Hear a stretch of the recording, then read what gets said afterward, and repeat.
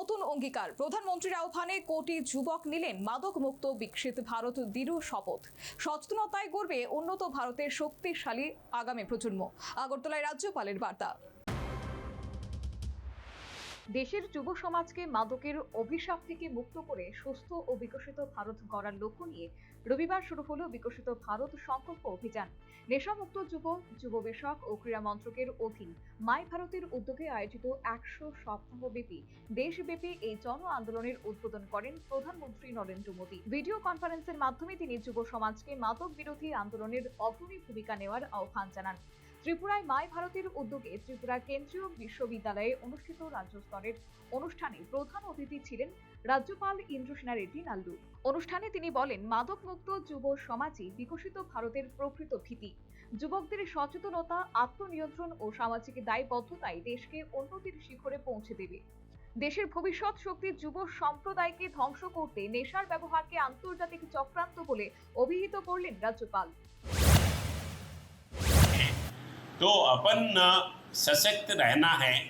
ये drugs border state रहने से इधर बाहर से ज़्यादा ड्रग्स इधर लाके इधर अपने यूथ को हेल्थ सोसाइटी को खराब करने के लिए देख रहा है।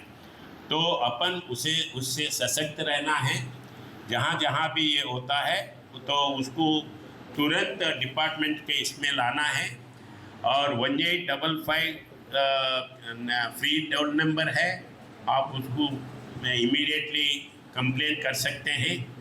और आप जो कंप्लेन करते हैं आपका नाम बाहर नहीं आता है, आपका टेलीफोन नंबर भी ये किसी को नहीं बोलते हैं। तो वैसे अपन ये करने का। और दूसरा जो ऑलरेडी एडिक्ट है, ये एडिक्ट है सो वालों को भी अपन काउंसलिंग करके उसको अपने सीधे रास्ते में, अच्छे रास्ते में लाने के लिए पॉजिटिव थिंकिंग से उनको लाने का जरूरी है। তিনি প্রত্যেক শিক্ষার্থী ও যুবক যুবতীকে মাদক বিরোধী সচেতনতার দূত হওয়ার আহ্বান জানান। অনুষ্ঠানে উপস্থিত ছিলেন উপাচার্য অধ্যাপক দেবব্রত দাস, রেজিস্ট্রার সমীর কুমার শীল, সমাজ কল্যাণ ও সমাজ শিক্ষা দপ্তরের বিশেষ সচিব তপন কুমার দাস, পশ্চিম জেলার জেলা শাসক ডাক্তার বিশাল কুমার এবং মাই ভারত ত্রিপুরার অধিকর্তা মেহবুব আলম লস্কর। দেশ জুড়ে 25,000-এরও বেশি স্থানের সঙ্গে যুক্ত 1 কোটিরও বেশি তরুণ তরুণী মাদক মুক্ত ভারতের শপথ গ্রহণ করেন। আগামী 100 সপ্তাহ ধরে ক্রীড়া, পদযাত্রা, যোগাভ্যাস, সাংস্কৃতিক অনুষ্ঠান ও সচেতনতামূলক কর্মসূচির মাধ্যমে এই জন আন্দোলন দেশ জুড়ে সংগঠিত করা হবে। Bureau report, news vanguard.